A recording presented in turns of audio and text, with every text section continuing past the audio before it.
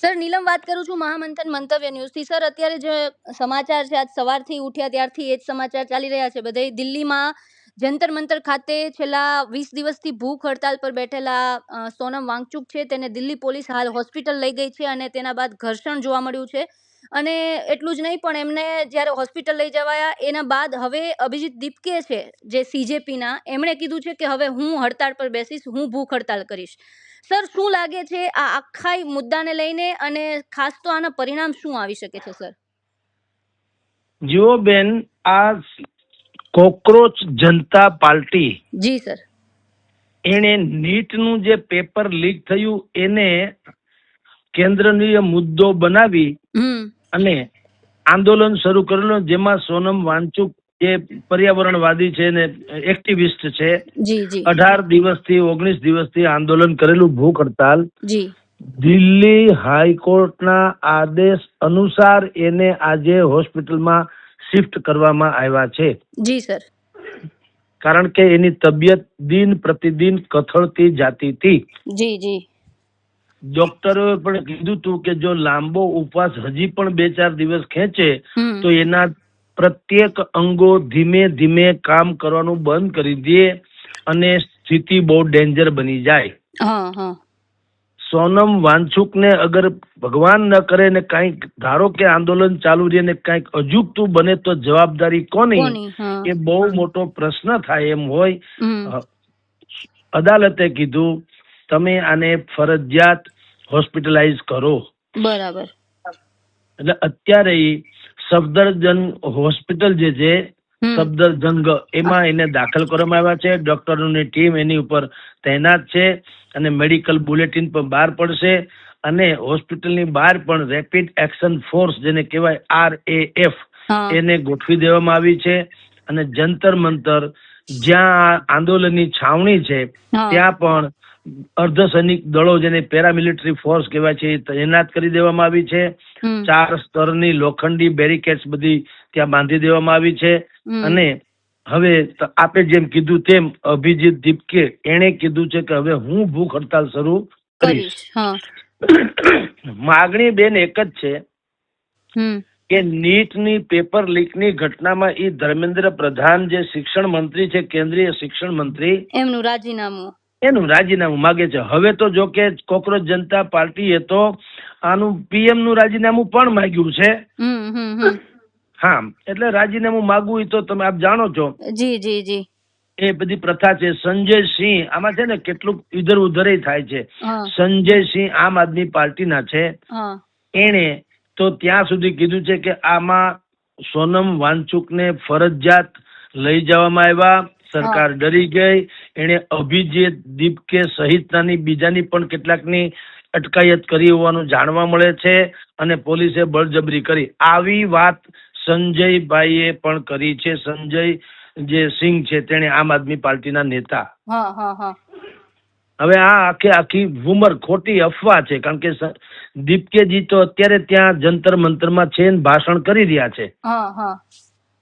બીજા બધા લોકો એના જે સમર્થકો છે એ પણ ત્યાં છે. સૌથી મોટી મુશ્કેલી એ છે બેન કે કોંગ્રેસ હોય, સમાજવાદી પાર્ટી હોય, શિવસેના હોય, આમ આદમી હોય કે બીજા વિપક્ષો હોય, એના જે દિગ્ગજ નેતાઓ જે છે એ લોકો ત્યાં જંતર મંતરમાં આવતા નથી. આવવા માટે થઈને તૈયાર નથી. કારણ કે એક રણનીતિ છે કે બધાય એવું ઈચ્છે છે કે સોનમ વાંગચુક હીરો તો ન થઈ જવો જોઈએ. બોલો. નહીં તો તમને કહું અત્યારે જંતર મંતરમાં એમાં 200-500 લોકો ત્યાં છાવણીમાં હોય છે. 18-19 દિવસથી આંદોલન ચાલે છે. કોંગ્રેસનું વિદ્યાર્થી પાંખ છે કે નહીં, અખિલ ભારતીય વિદ્યાર્થી પરિષદ જેમ ભારતીય જનતા પાર્ટીનું છે એમ નેશનલ સ્ટુડન્ટ એસોસિએશન જે છે ને NSUI, તો NSUI ના વિંગ ને જો કોંગ્રેસ કે ભાઈ તમે લોકો ત્યાં ધસી જાઓ અને છાવણી છલોછલ કરી દો તો અસર પડે કે નહીં પડે. એવી રીતે આમ આદમી પાર્ટી એને પણ પોતાની જે સમર્થકો છે એને જો આહવાન કરવામાં આવે મોટી સંખ્યામાં, તો એ પણ થાય. સમાજવાદી પાર્ટી પાસે પણ કાર્યકરો છે, બાકી બધા જ લોકો પાસે આ પ્રકારના કાર્યકરો તો છે.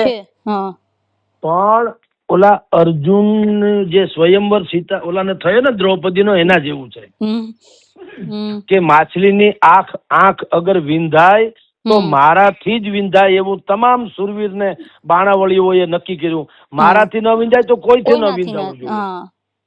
આ પ્રોબ્લેમ છે કે મુદ્દો સાચો છે, સરકારને ભીડવવે છે, એમાં ના નહીં, પણ એમ ભીડવવામાં પણ સોનમ વાંચુક કે કોકરોચ જનતા પાર્ટી એને બધો યશ ન જવો જોઈએ.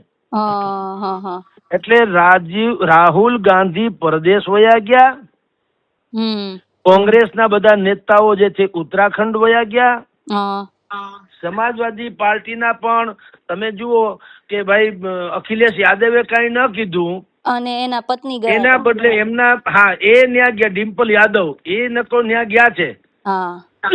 કોંગ્રેસના નેતા પવન ખેડા, હવે નેતા એટલે એ પ્રવક્તા છે ને નેતા છે, પણ હવે એ બધું જાય. કેસી વેણુગોપાલ જેવા લોકો જે છે એને ખાલી ટ્વિટર ઉપર વાત કરી કે આ બધું સરકાર જે છે એ બરાબર નથી કરી, અસંવેદનશીલ છે વગેરે વગેરે.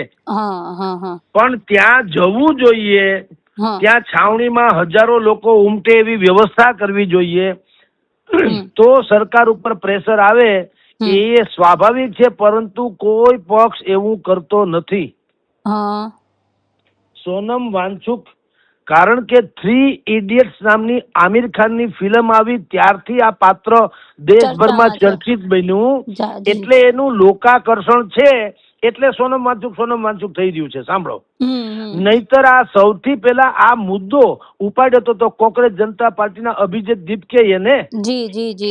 તો અભિજીત દીપકે હીરો અથવા તો કેન્દ્રમાં હોવું જોઈએ ને. એને બદલે આ સેલિબ્રિટી છે સોનમ વાંચુક, એટલે આખું ક્લોઝઅપ અથવા તો ફોકસ સોનમ વાંચુક તરફ વયું ગયું. હવે ઈ અભિજીત દીપકે ને ન ગમતું હોય, તમે જુઓ આ બધી ખેલ અંદર ના જુઓ. અખિલેશ યાદવ ને ન ગમે, કેસી વેણુગોપાલ ને ન ગમે, ખડગેજી તો અને રાહુલ ગાંધી તો વળી ઓર દૂરની વાત છે, સોનિયા ગાંધી તો અસંભવ ઘટનાઓ છે.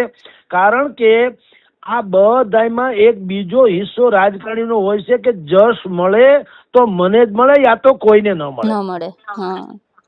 એટલે 18 દિવસ સુધી ઉપવાસ ઉપર ઉતર્યા પછી હાલત કથળી. એટલે હાઈકોર્ટે કીધું કે આને હોસ્પિટલાઇઝ કરો. એને મરવા સુધી પહોંચવા શું કામ દેવું જોઈએ એમ કહું.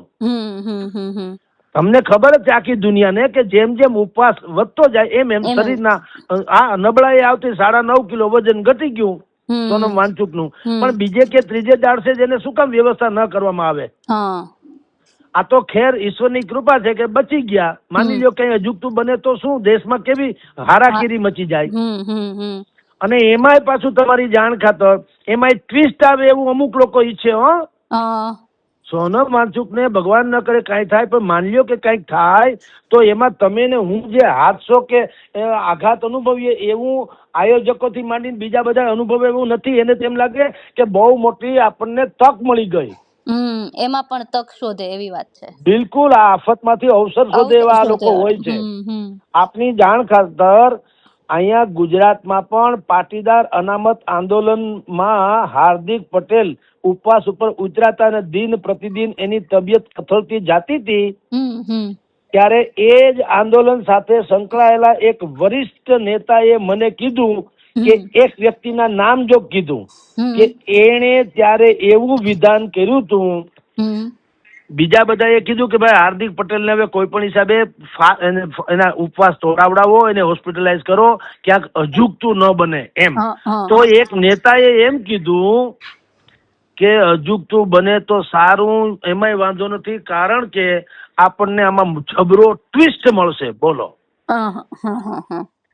એટલે આ સોનમ વાંચુક, હાર્દિક પટેલ થી માંડીને સોનમ વાંચુક સુધી જે કેટલાક અમુક લોકો ગોઠવાય છે એની પાછળ પણ પાછું આવી રાજનીતિ ચાલતી હોય.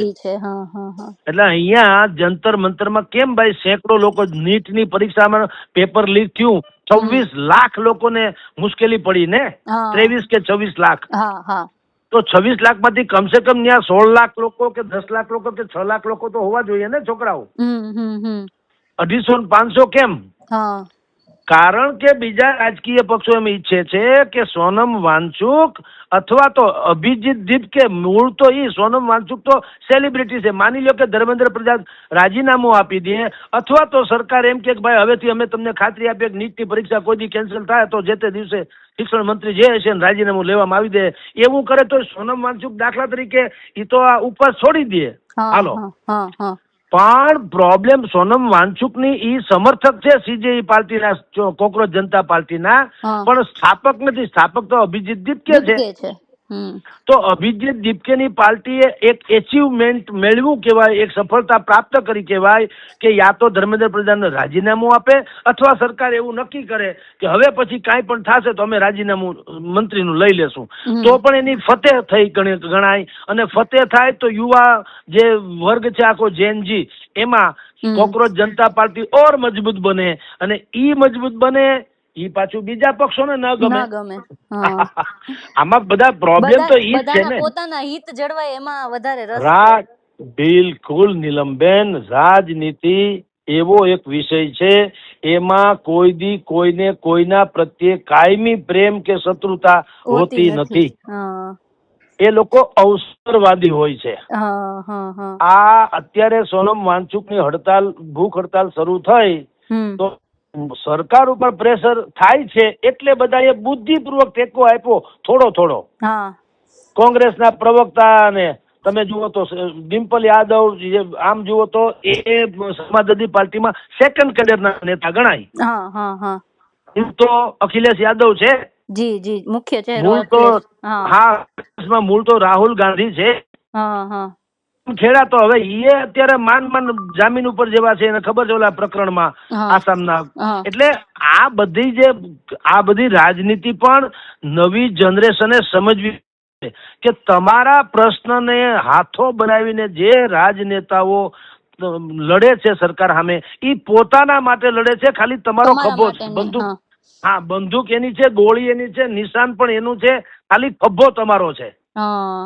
જો આવું ન હોય તો તમામ જેટલા રાજકીય વિપક્ષો છે એની પોતાની વિદ્યાર્થી પાંખ તો છે ને. જી. જંતર મંતર આખું લાખો યુવાનોથી છલકાય કા નથી જતું. અખિલેશ યાદવની સભામાં કા હજારો લોકોને ભેગા કરી લે છે.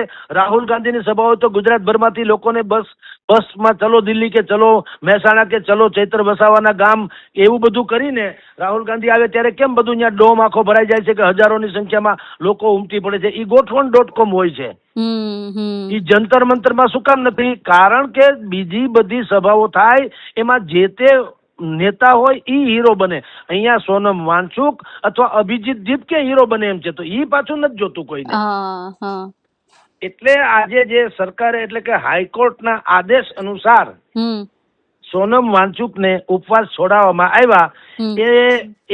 એમાં દિલ્હી પોલીસે નથી બળજબરી કરી, નથી બીજા કોઈની અટકાયત કરી, કેવળ એણે જે આદેશોનું પાલન કર્યું છે. અને આ જ હોઈ શકે, કારણ કે કોઈ ભાવવાહી કે લાગણીશીલ વ્યક્તિ હોય એ તો સ્વાભાવિક જ છે કે પોતાનો જીવ જોખમમાં મૂકીને પણ આંદોલન ચાલુ રાખે.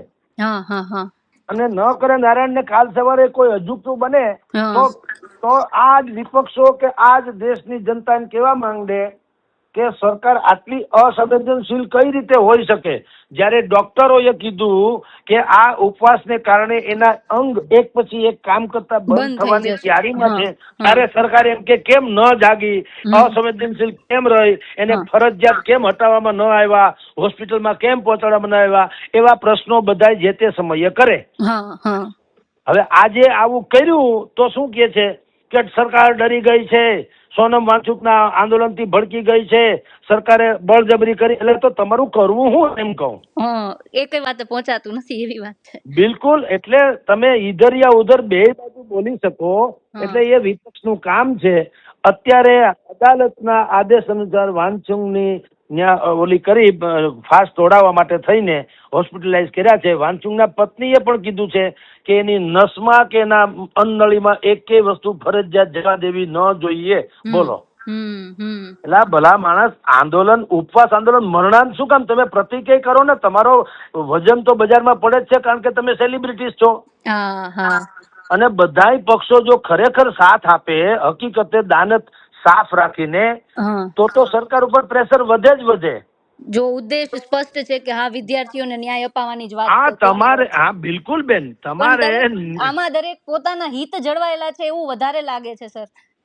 બેઝિકલી આખા દેશે એક વાત સમજવી પડે બેન, દરેક બાબતમાં કહું છું કે જેનો પ્રશ્ન હોય ને એ લોકો જ્યાં સુધી નહીં જાગે, ખેડૂતના પ્રશ્ને ખેડૂત જ જાગવા જોઈએ, બેરોજગારોના પ્રશ્ને બેરોજગાર જ જાગવા જોઈએ, અને આ નીટની પરીક્ષાના મુદ્દે છાત્રો જ જાગવા જોઈએ. એવી રીતે જ્યારે જેનો જે પ્રશ્ન હોય ત્યારે નાગરિકો સ્વયં કોઈનો હાથો ન બને તો સરકાર ઝૂકે અથવા તો રિઝલ્ટ મળે, બેમાંથી એક. પણ તમે જયારે કોઈ સેલિબ્રિટીઝ ના આધારે, આપણે બધાની પરિસ્થિતિ શું છે, આપણે બધા એટલે કે જેટલા મોટા ભાગના લોકોને તમે કઈક કરો એટલે જસ લેવામાં છે ને ટાટિયા ખેંચ અને જવાબદારી નિભાવવામાં ખો ખો.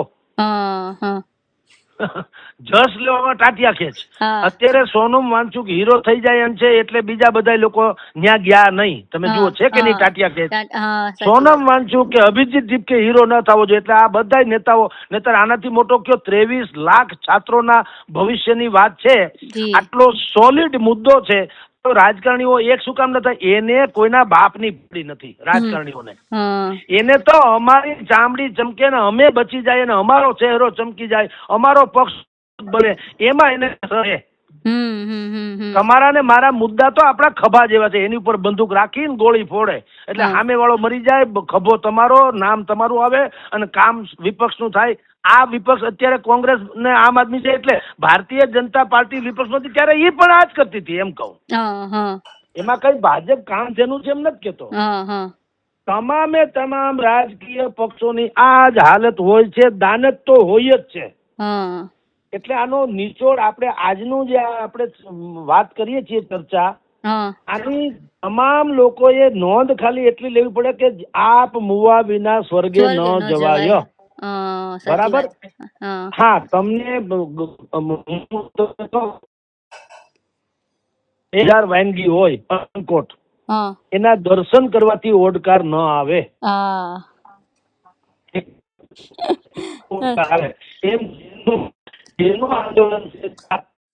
સર આપનો અવાજ કપાઈ રહ્યો છે સર.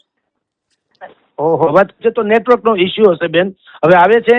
હા, ફરી આવ્યો, અત્યારે આવી ગયો. ઓકે, તો સવાલ એ છે બેન કે આ ગુજરાતમાં તો જાણીએ છીએ 1985 માં જે નવનિર્માણ આંદોલન થયું હતું. જી જી જી. નહેરુ છાત્રોનું જ આંદોલન હતું ને, મોરબી થી અમદાવાદ બે એમાં કેન્દ્ર સ્થાને હતા, અને પછી રાજકોટે બધું ઉપાડી લીધું. ચીમનભાઈ પટેલની સરકાર વહી ગઈ હતી. જી, આ જગ જાહેર વાતો છે. કારણ કે યુવા પેઢી જયારે બજારમાં પોતે આવે ત્યારે કોઈની ત્રેવડ નથી કે સરકાર એમાં કઈ બળજબરી કરી શકે. પણ અહીંયા વાંચુંગ વાળા કેસમાં કે અભિજીત દીપકે વાળા કેસમાં કોકરોચ જનતા પાર્ટી મહાન ન થઈ જાય એટલે બધાએ લાજ કાઢીને વહુ જેમ સસરાની સામે કવેણ બોલે, લાજ કાઢીને, એટલે મર્યાદા જાળવી કેવાય, અને જે કઈ કવેણ કેવાથી કેવાય ગયા પણ કેવાય. એવી રીતે સેકન્ડ કેડરના નેતાઓ કે પ્રવક્તાઓ એવા ખાલી ટ્વિટર હેન્ડલ ઉપર ને વોટ્સએપ ઉપર ને ઇન્સ્ટાગ્રામ ઉપર ને એવા ખાલી સમર્થન જાહેર કરે, પણ પોતાની વિદ્યાર્થી પાંખ જે હોય છે, સ્ટુડન્ટ વિંગ, એને એમ નથી કેતા ચલો જંત્ર મંત્ર આહવાન નથી આપતા. JNU જવાહરલાલ નહેરુ યુનિવર્સિટી જે છે એ તો ડાબેરીઓનો અડ્ડો કહેવાય છે. જી જી જી. એમાં તો કઈ ખામી નથી, સરકારની વિરુદ્ધમાં જ હોય છે. આમ તમે જુઓ તો મોટા અનેક પ્રશ્ન ડફલી લઈને નીકળી જાય એના માણસો, છોકરાઓ, ખબર ને, ડફલી વગાડતા હોય, ગીત ગાતા હોય સરકારની વિરુદ્ધમાં. અહીંયા કા નથી આવતા? કારણ કે ઈ ડાબેરી પક્ષોનો અડ્ડો છે, ડાબેરી પક્ષોનો હવે કાંઈ નથી આવતું, એટલે કનૈયા કુમાર ત્યાંના છે જે હવે કોંગ્રેસમાં છે. જી જી જી. નહીતર કનૈયા કુમાર તો આ સ્ટુડન્ટ નો નેતા ગણાય ને. જી જી જી. કનૈયા કુમાર કાં ના આવ્યા? પવન ખેડા, જેને એ ભલે કોંગ્રેસના પ્રવક્તા છે પણ એને ચૂંટણીમાં ઉભા રહ્યો તો ડિપોઝિટ જાય એમ છે. એવા નેતાઓને મોકલી છે. કનૈયાલાલ તો સુપરસ્ટાર છે ને યુવાનોમાં. તો કનૈયા કુમારને ત્યાં મોકલા હોત, કનૈયાલાલને, તો અસર પડી હોત કે નહીં? પણ નહીં મોકલે. અને ઈ કે તો જેએનયુ આખી જંતર મંતરમાં ઠલવાઈ જાય કે નહીં? નહીં કરે. કારણ કે સોનમ ખાલી નીટની પરીક્ષાનું પેપર લીક થયું એ જ માગણી સાથે ઉપવાસ ઉપર બેઠા એવું નથી. એને તો લદ્દાખને સંપૂર્ણ રાજ્યનો દરજ્જો આપો એવી વાત પણ છે. સરકારે અત્યારે લેહ લદ્દાખને કેન્દ્ર શાસિત વિસ્તાર બનાવ્યો, પણ સંપૂર્ણ રાજ્યનો દરજ્જો આપ્યો નથી.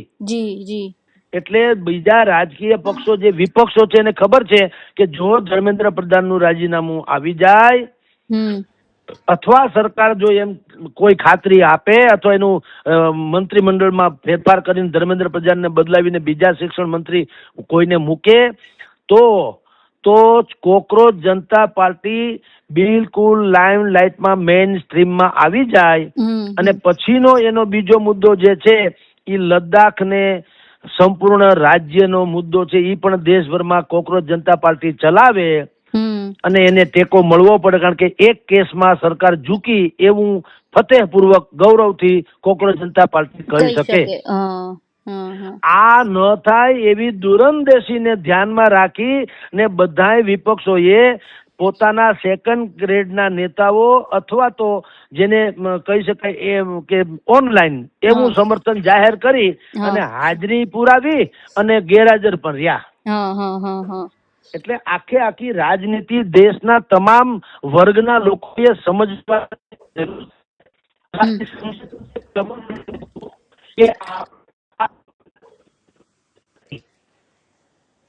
હેલો, આપનો અવાજ ફરી કપાય છે સર.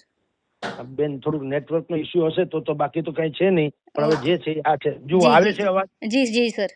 હા, એટલે દેશભરના તમામ વર્ગના લોકોએ એક બાબત હંમેશા ગાંઠ વાળીને સાંભળી લેવાની જરૂર છે કે જ્યારે સમસ્યા આપણી હોય એનો ઉકેલ બીજો કોઈ લાવી શકે એ વાતની માલ નથી. નીલમબેન, તમને કે મને પેટમાં દુખતું હોય તો દવા આપણે ખાવી પડે, એના માટે માણસ ન રખાય. બીજો માણસ દવા ખાય તો આપણું દર્દ મટે નહીં. આવી જ રીતે જે આ છાત્રોનો પ્રશ્ન છે તેમાં છાત્રોએ આવવું જોઈએ. રાજકારણીઓ ઉપર છોડી દેવાથી પ્રશ્ન ઉલટાનો ઉલજી જાય, વધારે ગંભીર થઈ જાય કારણ વગરનો. કારણ કે એમાં જસ કોકને દેવો, કોને જસ દેવો ને કોને ન દેવો એ ડખો રહે છે. અને રાજકારણીઓને આમ પણ એટલા બધા કેલ્ક્યુલેટેડ માણસો હોય છે રાજકારણીઓ કે છીક ખાવે ને તોય કોકને અપશુકન થાય તો જ છીક ખાય, ને તો છીકે ન વેડફે.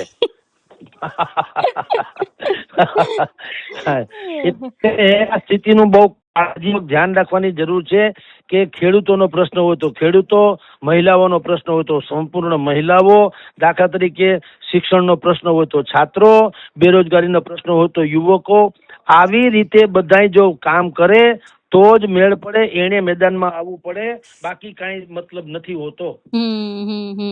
બરાબર, આ સ્થિતિ છે. એ જે અત્યારે જંતર મંતરમાં એનો સીધો પડઘો આપણે બધા આખો દેશ જોઈ રહ્યો છે. સોનમ વાંચુકે એનો જીવ દાવમાં મૂક્યો ત્યાં સુધી બાકી બધાએ તમાશો જોયો અને બધાએ અંદર ખાને તો એવું ઈચ્છતા હતા કે કાંઈક જો થાય આડા અવળું તો આપણે ચરી ખાઈએ એમ.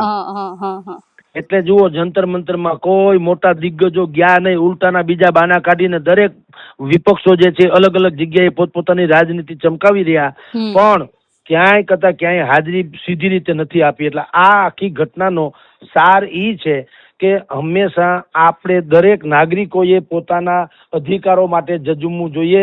એના માટે વિપક્ષો હોય કે શાસક પક્ષ હોય કોઈની ઉપર આધારિત રાખવું ન જોઈએ. ખુદની લડાઈ ખુદે લડવી જોઈએ. જી બેન. જી બિલકુલ સર, અમારી સાથે જોડાયા, તમામ માહિતી આપી બદલ આપનો ખૂબ ખૂબ આભાર સર. ઓકે, નમસ્કાર બેન.